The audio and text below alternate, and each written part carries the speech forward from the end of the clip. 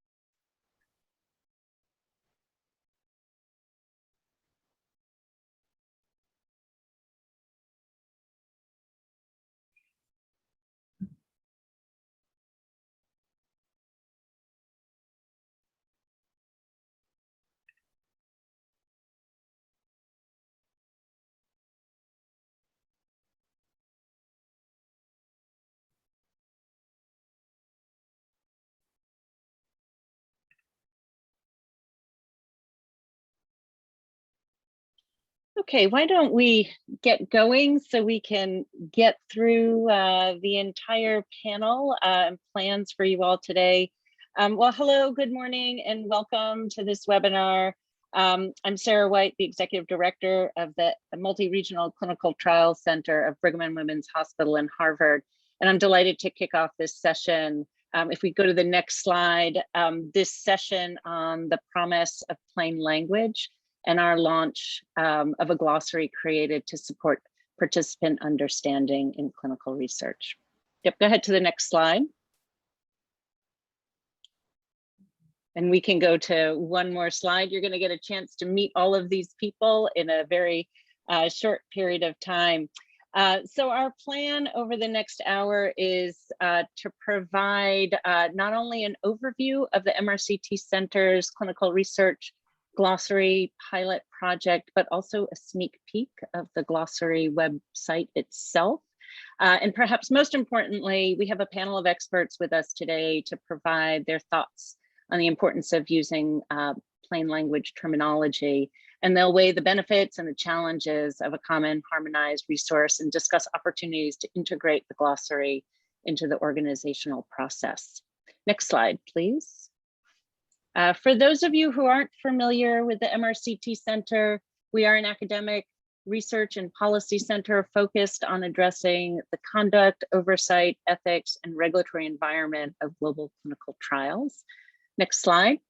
Our vision in our work is to improve the integrity, safety, and rigor of global clinical trials. And we do this, we do our work by engaging and convening a multi-stakeholder group of experts, including industry, academia, government, nonprofit organizations, and patient advocates to define emerging issues and create and implement ethical, actionable, and practical solutions. And over the past decade, the MRCT Center's efforts have resulted in the implementation of best practices, greater transparency, and improved safety for research participants. Let's go to the next slide, please. The MRCT Center has been committed to health literacy for quite some time now. In 2019, we completed a multi-stakeholder initiative focused on making impactful change related to health literacy in clinical research. And one of those deliverables was our health literacy and clinical research website. A second example of our work includes a set of pamphlets developed in the spring of 2020 related to COVID-19 clinical research. And over the last year, the MRCT Center has designed and delivered clinical research focused health literacy trainings for a number of different organizations and groups. We remain committed to keeping the patient front and center in our work. We recognize that patients and participants need to understand what's being said to them, and that we all need to speak as clearly as we can. And with that introduction, I'd like to pass it over to Sylvia Baedorf Kassis, who is the program manager leading the health literacy work at the MRCT Center. So over to you, Sylvia. Thanks so much, Sarah, for that introduction. And we can move on to the next slide, please. So as Sarah mentioned, I've had the pleasure of working on health literacy and clinical research over the last 3.5 years now. And even before we started this work, right before we launched this project on health literacy and clinical research, we've been working on return of results and making sure that plain language summaries, lay summaries at the end of studies were clear and understandable. And that's when health literacy really came into our vision, into our thinking. And we identified with our work group of members who were involved in the health literacy and clinical research project a need for a widely accessible, plain language, participant-friendly research glossary. We did a landscape review and know that there are many different types of glossaries out there already, medical and health-related glossaries, disease-specific glossaries, a number of different versions of different types of information out there, but none were in plain language, designed for participants in particular and patients in particular, and were sort of in this notion of complete like plain language and research focused, clinical research focused. And so we really wanted to move towards harmonizing definitions across the industry to be able to promote a unified approach to best support patients, participants, and their caregivers. But I'd also argue that having a unified approach and common language that we use helps to build trust in research and builds greater transparency in the research process. We've seen that over the last 1.5 years. People really want to understand research better. And if we're able to start at the ground floor with more understandable language being used more commonly across the research ecosystem, that's a great place to start. So on the next slide, I'll just note a little bit about the pilot itself in a background. We started it, as Sarah mentioned it, last summer in the summer of 2020, and we brought together a group of individuals. There were about 27 of us in the end, who were representative of various different stakeholders across the research ecosystem. I'll note there that there's at least a third was patients and patient advocates. And then we had others from nonprofits and academia, medical writing representatives, life science companies that were represented, and independent consultants as well, who work throughout the research industry and are familiar with some of the challenges of the common vernacular. And what we did in the pilot was focus on co-creating definitions with patients and participants at the table from the beginning. We focused on designing for public understanding in terms of the sentences, the definitions themselves, but also eventually the interface that we're putting forth. And one of the bigger sort of points and challenges perhaps, or opportunities, was trying to find definitions that we could agree upon that were acceptable to industry and academic stakeholders, sort of from a regulatory and accuracy perspective, but also completely understandable or accessible to patients, participants, and the public. And you can learn more about the pilot sort of foundations at this link below. There's an article there in the European Medical Writing Association journal that focuses a little bit about this pilot in the background.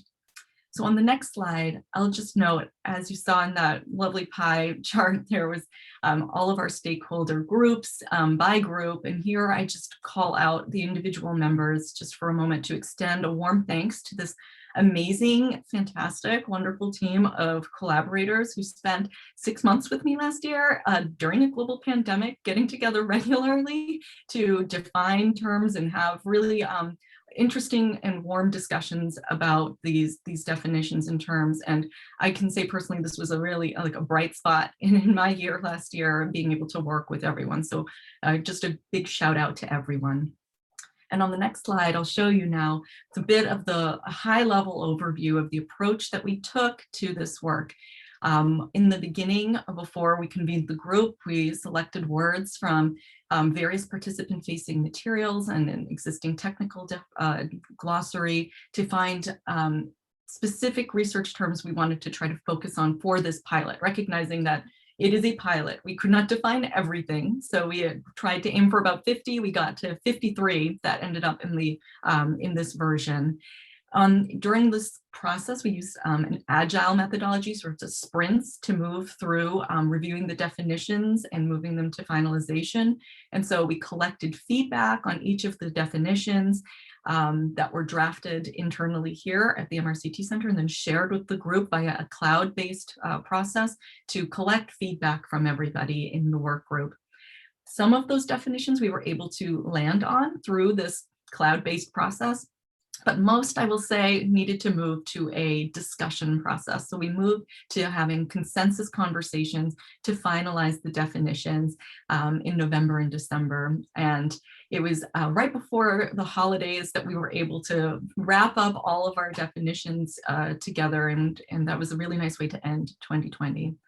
At the beginning of 2021 until now, we've been creating supplemental information and the web template that you'll have a chance to see, and also finalizing the website, of course, in preparation for launch today.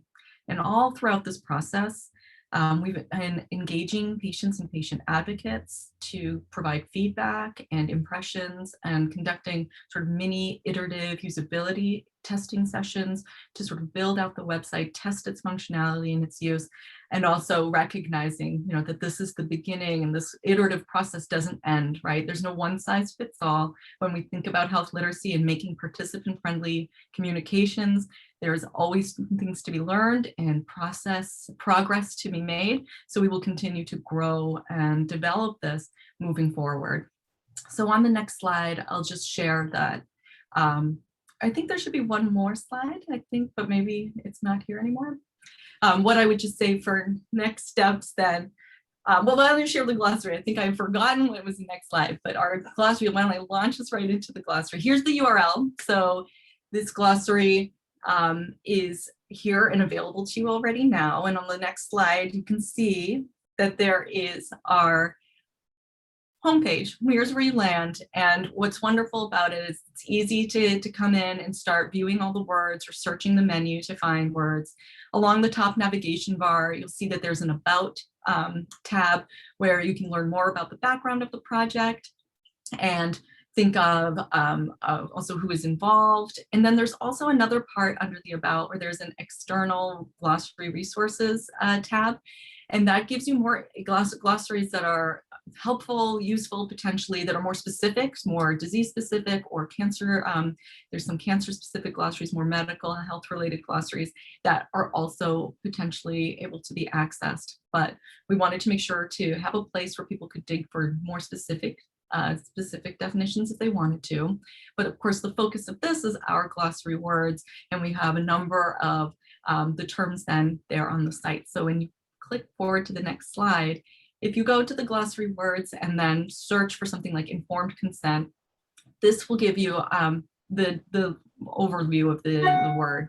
And I will just say, you're not really expected to read all the details here right now. And a high level view here, you have your plain language definition, you have a graphic or an image that's included with each term.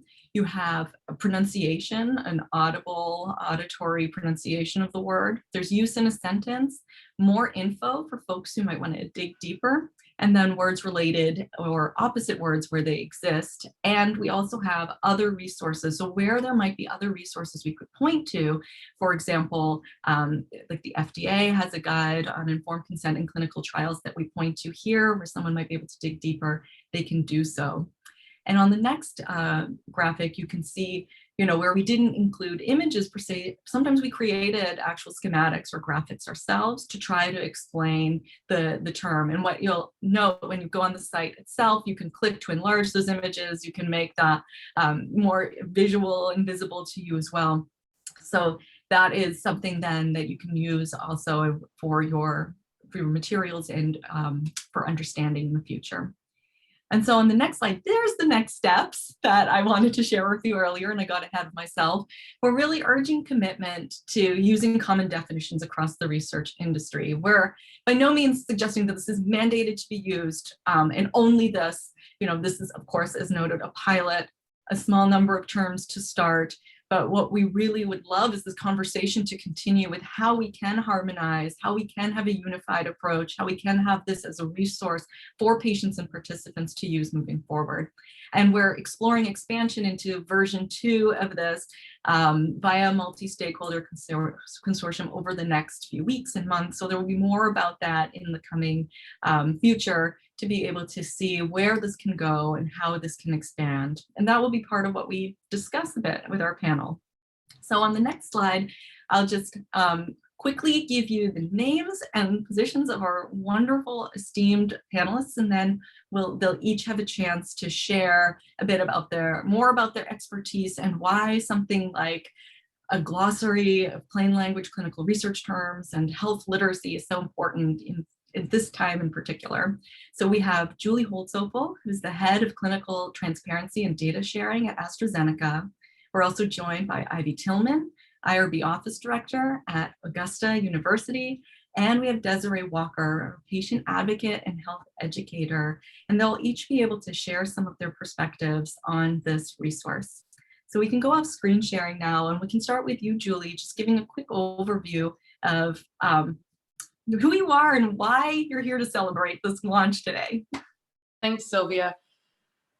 So as Sylvia mentioned, I'm responsible for our clinical trial transparency efforts at AstraZeneca. And over the past 6 years, that has meant a heavy investment in returning trial result summaries. Some people refer to them as plain language summaries or lay summaries for all of the clinical studies, the interventional clinical studies we've done over the last 6 years. And it is critical when you are focusing so much on these types of documents that you use easy to understand language. And so that's really been the basis of my exposure to this.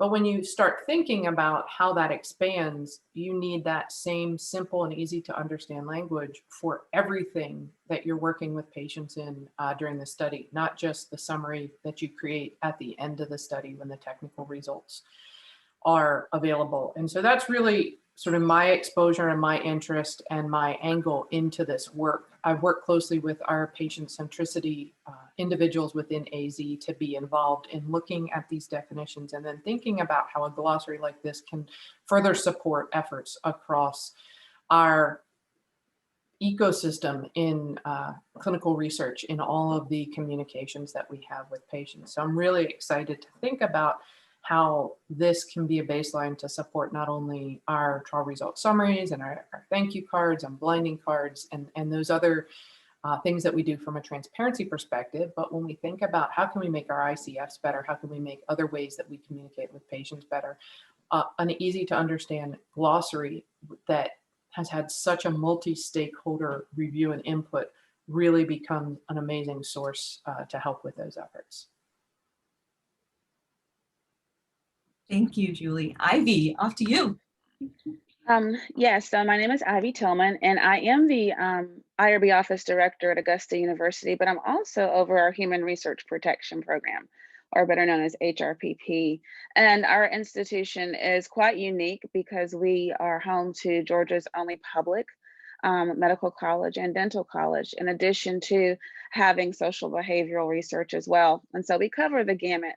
And I see this glossary as an opportunity for our IRBs to do what we've been wanting to do for a while, is really adopt plain language for the participants. I also see this as an opportunity for our participants.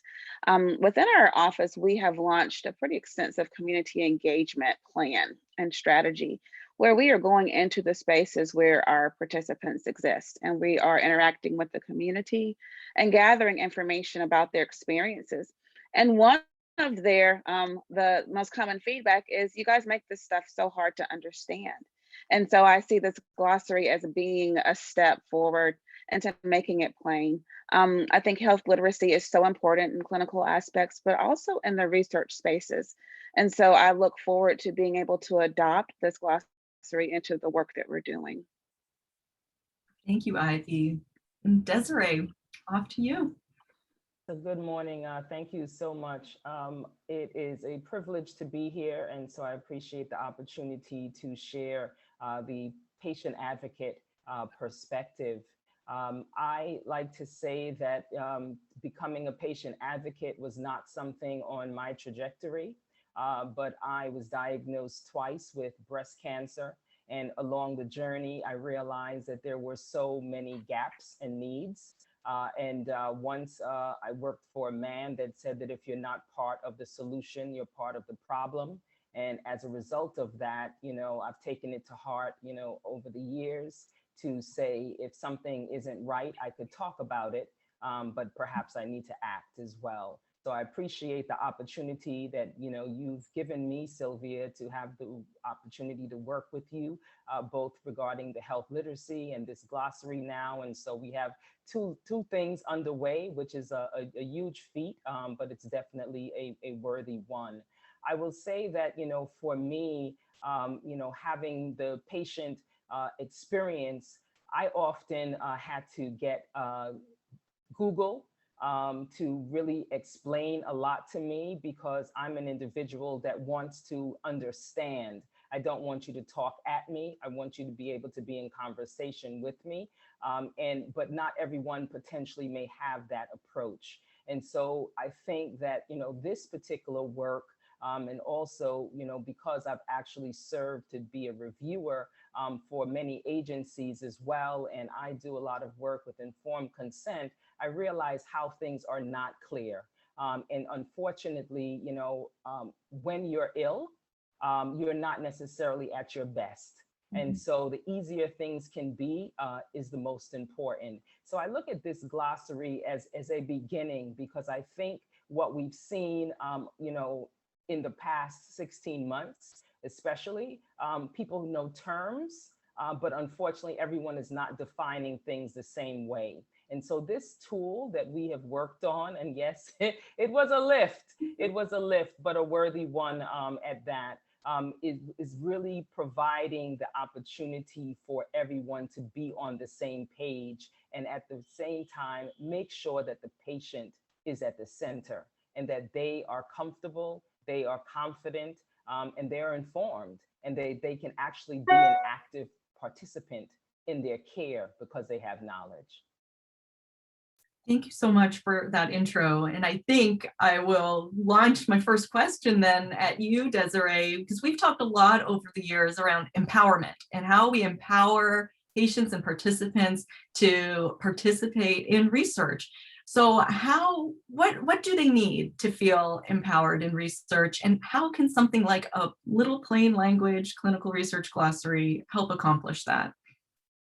Well, I think they need information, they need the facts, because I think that oftentimes people operate without the facts. They go by hearsay and their own interpretation for whatever reason. And we talked about health literacy before. That also can weigh into someone not truly understanding. And so I think, for me, one of the things that would be ideal, and if we can ever get to this place, I think, healthcare would be so much better, is to actually talk about things when long before someone needs that knowledge. We tend to wait till the problem arises and then we attempt to address it. But I can clearly say, having been on the side of being a patient, oftentimes you don't hear everything that is said. And then individuals will say, well, they mentioned it, and so and sometimes, you can go into a fog. And if you don't fully understand and feel confident to ask questions, then you're operating at a deficit. And so I think that, this particular tool provides, if it can provide the information early, so that people can start to understand the whole research space and the terms, that when their friend, maybe they may have to, a loved one, you already have been introduced to it. And you can say, yeah, I kind of know what that is. And let me just go get a refresher. A refresher is much easier than a deep dive. And so I think that this, but also conversely on the research side, I do feel that, researchers need to make sure that how they phrase things is actually going to be clear so that it's not misinterpreted. Because I can tell you, I've seen so many informed consents where the way it's worded, they're telling you that this is not what they were saying, but it's the person who's reading it. And at the end of the day, if they're the person that's going to be signing on the dotted line to say, I'm participating, they need to understand what they're getting into. Because oftentimes when people sign and are not aware, they then have a moment where they can't really fulfill this and they have to walk away, and then everyone's upset. So I just think communication, transparency, making sure that, the language is clear, but also that there is understanding and there's an opportunity to learn more if that's how you desire. Because one of the things I think often doesn't happen is the fact that people don't know how to communicate. Some people want all the information one time so that they can process it in their own way. And then other people just want spoonfuls. And so you also have to be able to provide that space as well. Well, and I really hear that notion of earlier on, the better. And so, Julie, I know you've had some thoughts about being able to make things as early as possible too. Yeah, thanks. I was listening to Desiree talk about some of her experiences in watching or participating in supporting consent for very ill individuals, and thinking about how hard it is to understand a lot of information about clinical research, even when we don't have sort of a foggy brain, right? And so when we think about the perspective of many sick individuals that are coming into clinical research, it really just drives home for me the importance that we look at how we can take something like this glossary and embed it as early as possible with first interactions with people that may even be considering clinical research or their loved ones. And so when we think about all the ways that we communicate about clinical research, when we think about even like the registry listings on clinicaltrials.gov, what can we do to make those situations better, easier to communicate, the basic summary of a trial, the inclusion, exclusion criteria. How can we use something such as this glossary to help us with the earliest communications in looking for the right clinical research, in consenting for clinical research. And so that's some of the opportunities I see here, and the value of getting such a great tool involved as early as possible in the way we're communicating about clinical research. That's right. And I think I've talked to Ivy as well. We've heard the point of entry kind of point of view. And I see a question also in the chat that just popped up around consent may be already too late to be integrating this in. So I know you have some thoughts on that, Ivy. So let's hear it. Yeah, so really consent is not just about the document, we all know, it's about the conversation.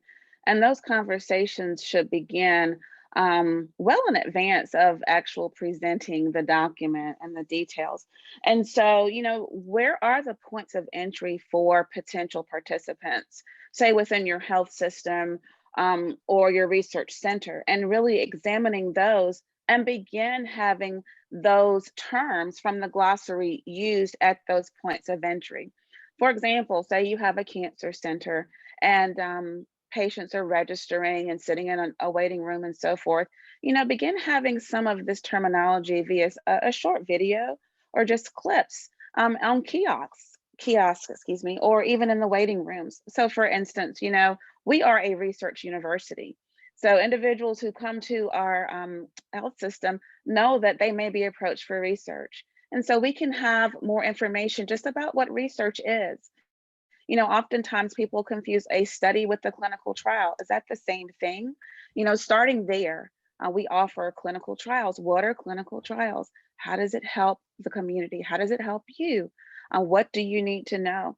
And I think going back to what Desiree said, truly empowering individuals is providing them the information up front early on, and then allowing them to figure out how they wish to navigate and learn more.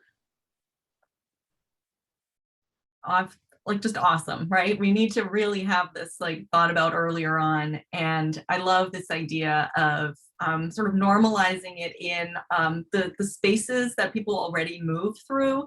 When we've made our clinical trial life cycle, we have recruitment and informed consent, on study and end of study. But before all of that, we have a little icon for discovery. And that's really the place where people are just learning about research or encountering research as a concept for the first time, maybe coming to your health center or in their community health center, wherever it might be. And the more that we can have research feel like a normal part of everyday like healthcare, right? The reason we have some of the medicines and treatments we have is because research has been done. And so the more that people can see that as a normal part, the better I think it can be for the overall just mission of research to include as many people as possible and have representation of diverse populations in research. So thank you for that first set of responses. When I think about building then on this idea of using the glossary as early as possible, or using plain language terms and introducing research as early as possible, I think a little bit about organizations specifically, and how can organizations start to integrate a resource like this like into their processes and standard operating procedures. From today on, how could people start to move this into their workflows? And Desiree, I think you might have some thoughts on this already. Yeah, I think one of the groups that I think would be important for them to embrace this are the funders. I do believe that many have templates. They offer resources, but I think that if they make the push so that the study teams know that this is what we embrace, and so you need to utilize plain language, and here are terms so that you can make sure that the terms you're using are the accurate ones. I feel that will go a long way, because I always say who pays you is who you pay attention to. And so, I put my corporate hat or former corporate hat on to say it has to come from the top down in certain instances. I would also say that I feel that we should also think about, potentially getting this information out to the patient advocacy organizations as well, because they're often trying to support individuals, friends and loved ones to be able to also support. So I think, providing them with this access to this information would be important as well. But I also think from the cancer center perspective, it would be important perhaps for AACI to say that, what we've heard that this is available, and we want to make sure that it's on the radars of all of the cancer center directors, and then they can then filter it down to the respective departments that are dealing with clinical research, and say again, we approve this. This is the way that you can start to utilize it. So I think those are some aspects that we can approach to see how far we can go, because it's going to be important that the word gets out at the end of the day. I always say it's great to have lovely tools, but if no one knows about it and don't have access to it, then the work is really not as fruitful. Mm-hmm. Thank you, Desiree. And I think, so we're going from a broad sense of the sponsors, the funders, the leading organizations, and then Ivy, you might have a more narrow approach, maybe think of IRBs and HRPPs and that perspective. Yes, so, we're excited. I'm excited to use this tool within our organization, and thinking from, just like I said earlier, the IRB perspective, really having language that we can adopt. We currently have what's called an optional language glossary available for our researchers, for certain terms.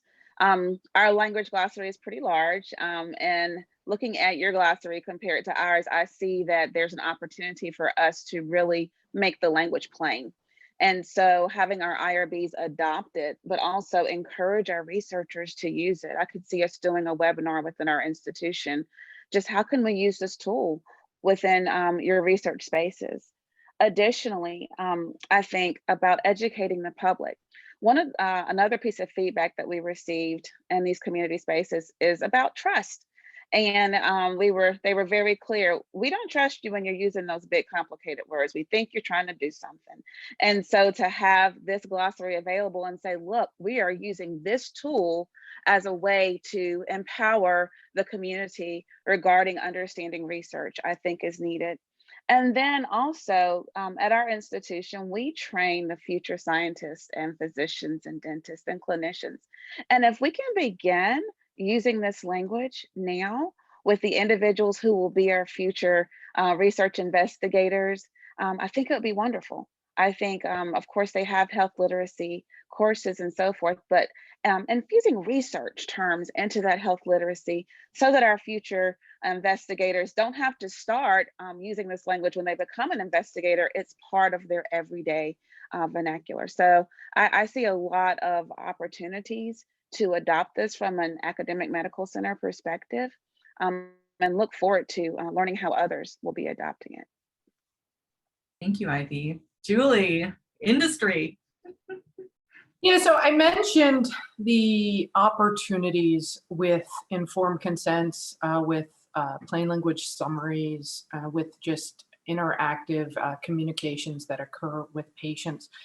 What's interesting to me is when you think about this across all the other activities that are taking place, right? The focus on better communicating with the public and patients is a significant area of effort across industry, and it has been for several years. And so I think one of the things that we have to figure out is how we use tools like this and other tools that are coming into play successfully, and what is the opportunity when we think about the terms within this glossary, the 52 terms I think you mentioned, Sylvia, how it could potentially grow, how it can be referenced when there's also other glossaries. And I think, Ivy, you referenced this a little bit of having to manage that from an IRB perspective. When it comes to easy to understand language, I always use the example that if two of us were sitting in the same place, having a coffee in the same city, looking at the weather, we would describe it differently because it's human nature. Even if we were both native English speakers, had lived in the same city, right? There's just a tendency in human nature to describe things differently. And part of what it requires us to overcome as we think about the adoption of something like this is we have to be willing to say, okay, my particular desire to change this word isn't necessary. And I see that often when we're reviewing our trial result summaries, for example, that somebody has a preference in the way to say something. I also know that it exists when it comes to the ICFs, and we have ICS template where we think we've put all the best we can into it. And I'm not saying it's perfect. There's always opportunity to improve, right? But then for every study, it gets edited or adopted, or an ICF has their version of the right, our IRB has their version of the right ICF. And so as we work together across the ecosystem, right, we have to at some point choose common terminology over preferences. And that's not an easy thing to get humans to accept. And I think that's why this is so important, this multi-stakeholder view of how can we say, you know what, it's not that industry knows best, it's not that patients know best, it's not that the IRB knows best, it's that simplicity, and or even beyond simplicity, it's that the common language outweighs the benefit of me putting my spin on it, Ivy putting her spin on it, Desiree putting her spin on it, right? That having this common language has more benefit, because if we have a common language, we can start to build an understanding around that common language. And so it's about awareness. People can't use this tool if they're not aware, but it's also about willingness to adopt. And how do we shift the mentality to say not one stakeholder is the expert, but in fact, efforts like this where we come together are the right place to start for this common language. Harmony over our own perspective is going to be key in adoption. I don't know how we achieve that, but I think it's conversations like this. I think it's efforts, Sylvia, like the one you created to get to these 52 terms. And it's going to take more and more collaboration amongst different stakeholders to drive for the value of harmony over my perspective alone being most important. And so that's when I think about the tactics of adoption, it's a lot of not only availability, but change in mentality that we have to think about as well. But it sure would be nice that patients across studies in a common therapeutic area, if a patient's in multiple clinical research studies, that when somebody describes anonymized data, it's always described in the same way, or when somebody describes a blood draw, it's described in the same way, right? Having this idea that you learn what that word means because it's always described the same way would be so great for the public and the patients. And so that's why this harmony has such value, and it's worth pushing through the adoption challenges that we know we need to overcome. Thank you, Julie. And I see some questions coming up also around this being sort of US centric or North America centric, and sort of common, how can we make common language that's global? And so what I'll note is this is a glossary that's in English right now. And the work group did include representation from individuals in the UK and in parts of Europe, for whom English either was their first language or was their second language. But, you know, so we have a lens towards thinking about global regulatory applicability. I know that when we discussed the definition of adverse reaction, for example, we took into account some EU regulatory documents as well to really make sure that those were aligned. So we're doing our best to take that into account, and we'll certainly think about that moving forward as we consider expansion efforts. And so when we do think about sort of the idea of cultural, linguistic factors that could be built into an online resource, like how can we do that for something like a clinical research glossary that's online? How can we build culture and language more meaningfully into an online resource like a clinical research glossary?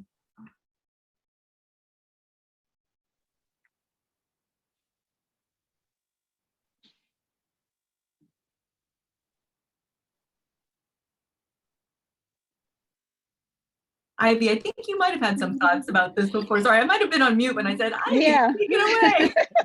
I cut myself off too fast. Yes, I do. I think that having information presented in a culturally relevant manner is really important. How we do that, you know, we'd have to really discuss it with individuals for whom it would benefit the most, right? But it could be as simple or the beginning as just, you know, with the glossary, which I think is wonderful, where you have the words that are similar to or related to the word, including culturally relevant language there. So that, you know, if I'm looking at the definition of adverse reaction, and I'm still kind of, what does that mean for me? Having something that, you know, I can relate to in a language that fits how I talk will definitely help and support participants. And it also really helps with trust again. I think trust is key. And as we break down barriers and challenges for individuals participating and continuing participation, I think that's definitely needed. So Ivy, just a follow-up question on what that could look like in the current glossary as Sylvia demonstrated it today. Can you give us an example of how we might expand the glossary to add these culturally relevant terms while still achieving the harmonization in the definitions that we're aiming for? Yes, and so we were talking about it earlier. For instance, I think someone gave us an example of the definition of data and the way that we use data. So in academia, we use it in the plural, right? Data are, whereas in most spaces, data is. And while we wish to remain grammatically correct, are we relating to the individuals from whom we are obtaining the data? You know, and just that's an example that someone from MRCT shared with us this morning. And I'm sure there are others, you know, just breaking them down and really asking those individuals who are participating, individuals like Desiree, who can tell us, you know, in those spaces when she is consented or she witnesses consents, how are individuals processing and understanding and relating to what they're being told.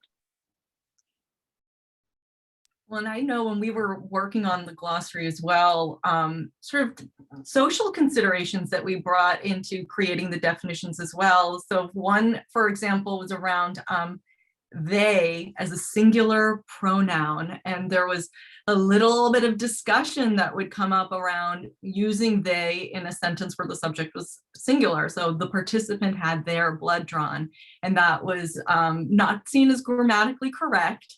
And folks wanted to see perhaps the sentence reworked to not have it be the singular pronoun, or to have it be changed to something like the participant had his or her blood taken. And we know from an inclusion perspective that this can be important for folks who are transgender or do not identify on the gender binary. So we've been trying to be more inclusive, even in little things like that, that may not be super obvious at first, but is around trying to create a resource that is something that people can come to and feel like it's for them in some way. And so we've been thinking a lot about how to make culture and language something that we continue to build into this, and whether that's in images and graphics, whether we have multiple images for particular terms so that we can have more representation even in what we see in terms of what's associated with those terms and definitions, are sort of those aspirational aspects that we're thinking forward to. So in terms of thinking about cultural and linguistic areas, we've talked about that a little bit. And then I wonder, when we think about expansion and sort of moving forward, looking on the horizon, what else could we integrate into the next phase of this glossary that could just even bring it up a level? So, I mean, somebody was asking a question about the global view. One of the things that I think we should look at opportunities is to create the translation space. So like with trialsummaries.com, where we put the clinical trial result summaries, or when I saw a question about plain language summaries. I know plain language summaries is a publications term, but some people actually use them to describe the lay language summaries that are out of the EU-CTR, which have become quite popular. And we call them trial result summaries. So they're easy to understand summary of what happened in the study, aimed at the general public and the participants within the study. So when I'm interchanging the terms TRS, plain language summary, lay summary, it's that is focused on the general public, made available from our perspective through trialsummaries.com. And in that case, like translated, I think trialsummaries.com is now available in like 50 languages or something. And so the ability to actually take what you've landed to be the right harmonized definition and created it in English as the sort of templated language, and then translate it using all the best practices in translation, you know, using native language speakers, using certification, that it actually back translates properly. I think that would be an excellent extension of this, and also might be a differentiator that could start to create that global harmonization. Because I always try to remind people, when we're talking about clinical research and we're talking about transparency, it's global. What you say on a US website doesn't just become limited to those in the US, or what you publish in Europe on a website doesn't only allow access to a certain demographic based on location. It's out there, right? And we need to take this into account in terms of how we support growing this understanding globally. So translations would be my biggest ask or idea in promoting this. And something we hear a lot about here. How about Desiree or Ivy? Desiree, yeah. I you know, before Julie spoke, a thought came to mind, and it sort of relates to the last question, but it could definitely be applicable here. And it's something that Ivy raised. It's maybe having some focus groups, right, with the individuals, because we know now that, you know, there's a greater focus on diversity and making sure that underrepresented populations in research get into these trials. And I think that, you know, it would be important to really understand, you know, the perspectives of these respective groups, so that you can then tailor what is going to be done, taking that information into account. And I definitely, feel that, the translation, although clearly based on some of the comments earlier, this is an international, group here. But I would definitely say that it's important that we speak the language, right? And the only way we can do that, to say that that research and clinical research specifically is going to be for all of us, is that we actually make sure that it is. And so I agree with Julie that it is going to be so important, to make sure, especially in the US, we have so many different languages here. But, the universal one, I should say, or the number 2 one that we tend to see is Spanish. And I'm amazed at how much material is not available in Spanish in 2021. And I just feel that, that is quite unfortunate. Because those individuals get disease as well. And so I think that, we really need to start to make the investment, if we are really saying that we're patient-centered, to say that we're trying to create healthcare, quality care. At the end of the day, we need to put the money into what is going to make everyone feel, like you said, Sylvia, that this is for me, and that you see me, and that you're trying to care for me, and that you're not trying to use a broad brush to say that I need to fall in with everyone else, because we are all individuals based on our DNA. Thank you, Desiree. Ivy, I see you came off mute. Yes. So I'm thinking about pediatric studies when we talk about all of us as well. And having done some pediatric research in the past, how can we use this glossary to expand it using terminology for children, and what would that look like for them? I think that that's really important for children to feel empowered about their health care and about the research that they will be participating in. And so I know IRBs sometimes have challenges with how assent is written and how it's obtained from children. So I see an opportunity here to expand on that and to include those age groups like 6 to 12 or 7 to 14, to include them in the glossary. Oh, I love that idea. And it's like as if you knew, like I planted that answer with you, because the MRCT Center is actually running a whole pediatric project right now around developing resources and improving access to research for pediatric populations. And there's going to be more of that in the future. So this is a fabulous idea of integrating pediatric perspectives into the glossary as well. So the way we can make it reflect all of us. So we have we have quite a few questions in the chat. And so I'm going to see if I can muddle through some of these, and any that I do not get to, will try to respond to folks after, as long as they're not anonymous and I don't know who you are, and I won't be able to respond, but I will go through as best as possible. So let's see how we can do this. So therapeutic areas. So there's a lot around therapeutic areas and diseases, and whether to build out the glossary to represent multiple therapeutic areas. That's a great question. I think we'll start initially with still trying to expand to more clinical research specific terms, and see how those then connect potentially to therapeutic areas. We know there are still some disease-specific patient advocacy groups and organizations that are creating glossaries for their own conditions and areas. So we can see where there's also places for leveraging of the existing resources to be able to cross-reference. And Kim, if you have specific examples of groups that would be good to work with, or therapeutic areas or disease areas where there may already be some existing resources to build off of, please feel free to reach out to us separately. Similarly, there was a question around cognitive disorders, and whether folks with cognitive disorders were included in the creation of this glossary. And I can't say that specifically in this pilot there were, but these are definitely areas where we can seek to expand representation in developing definitions moving forward, and having review by different groups like that. So once again, for that attendee, if there are groups to include in future initiatives that we can partner with to get feedback and be able to do some usability testing with different groups like that, we are more than open to that. So please feel free to reach out on that.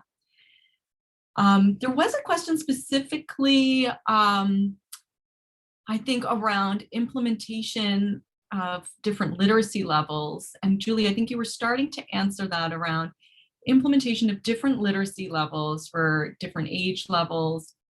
And also a question, Julie, for you, I'll put them together, around barriers to adoption you see at AZ, which may actually be something we can each then speak to in terms of our respective areas. What are some barriers to adoption and how we might be able to overcome? So on the first question around sort of targeted term, I find that many of the places where we're talking about easy to understand language are targeting the 12-year-old, some people call it the 11 to 13-year-old middle school age range of understanding. And we try to keep that in mind whenever we're thinking about easy to understand. So, you know, I think it's important to understand target audience. Target audience that we are talking about for this glossary is about the average person, not the scientist. There was a little bit of conversation about publication PLSs, and I think publication PLSs target a different audience. They often target maybe the doctors who aren't interested in the research, but they're still targeting a rather advanced, specialized level of communication. So I think it's important to say what we focused on here was the sort of general public, average age 12, give or take, plus or minus a year or two. In terms of adoption at a company like AZ, I think the biggest thing is sort of back to that harmonization value perspective and the fact that so many different groups are trying to do this because it's important. So the importance of this sort of conflicts with the ability to harmonize. And when you have different efforts that people are invested in to get to this point, how do we bring them together, especially where there's conflict, for example? And I think it's about awareness. I think it's about discussion. I think it's about sometimes people sort of choosing to bury their pride and say, I'll go this way. Sometimes it's going to be about having options out there. You know, we may not always have the exact same definition of blood draw, but hopefully it's close. Hopefully it's in simple and easy to understand language, and hopefully it is a lot closer to being easily understood by somebody who is, you know, consenting in a study than some of the technical terms that we've seen used. So it's about the commitment and the willingness to compromise, and remembering harmonization is more important than my particular initiative.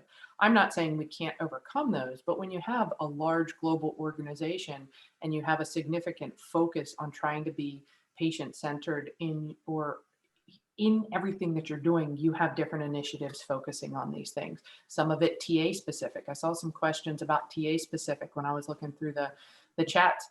It's the same thing we're facing within our organization, where there's particular focus for a TA to say, we want all of our studies, when we're focusing on these TA specific terms, to use this definition. That's awesome. I imagine if we could magically push the easy button and bring all these initiatives across different organizations together, we would have something to review. And Sylvia, you and your team wouldn't probably have to start from scratch on this. Maybe that's an opportunity, is who wants to donate the glossaries that they've built to this initiative, and then start to use those to react. I know you don't just want a data dump into this, but there is a lot of work that's gone into it. And when there's a lot of different energy around it, it is an opportunity and a challenge at the same time. And so that's, to me, the journey in successful adoption across a company such as AstraZeneca that we're taking. You know, we want to use this. We want to make this accessible. And that's our commitment. Mm-hmm. Any other comments from our panelists just on the sort of barriers or to implementation and potential opportunity to overcome? Yes, I saw a comment about legal representation and having your legal office reviewing your consent documents. And that's our experience in academic medical centers, that we have many stakeholders who have specific language that has to be in these documents and so forth. And I think it goes back to what Julie is saying, getting everyone on board and really understanding the importance of having a plain language document for participants. And if anyone has been able to do that with their legal, I would love to hear about their experience, because we're going to explore this as we begin to kind of break down our consent documents using this glossary. Well, thank you. So we have 1 minute left. So maybe I'll give Desiree, if you have a last word as our patient advocate around the glossary and the opportunity, then I'll wrap us up on the hour, but I'll give you a chance if you have anything else you wanted to share about the glossary. So I just wanted to, again, say that, this is an extremely important tool. And I'm excited, and I'm sure my fellow patient advocates are excited to have this. And those that are also involved as research advocates, I think that this is a great opportunity. And so I wanted to say that, Ivy spoke about, introducing and making sure that the medical students have the opportunity to learn about this early. So it's just a part of them before they even become trialists, but I also say for the advocate community, there are different, organizations that actually train and provide education. And this would definitely be something that they can add, as a section of their training to ensure that, the advocates now, they have the correct language to be using. And I would say that, advocates definitely have voices and, they will be the way in all the different areas that they serve to be able to put this out and to introduce it on various platforms as well. And so I'm excited. I look forward to what's to come, and congratulations on great work. Thank you so much to our wonderful panelists, Desiree, Ivy, Julie. Thank you for joining us. And thank you to our wonderful attendees for sticking to an extra minute in our Zoom-centric world right now. Thank you for helping celebrate the launch of the glossary. Go forth and use it. Send us your feedback. There are plenty of places throughout the website to send us your comments, feedback, additional resources, and stay tuned for future opportunities as this expands and we make this an even more wonderful resource in the future. Thank you, everyone. I hope you all have a wonderful 4th Independence Day and a wonderful summer. Enjoy. Thank you. Thank you. Thank you. Bye-bye. Bye. Thank you. Terrific.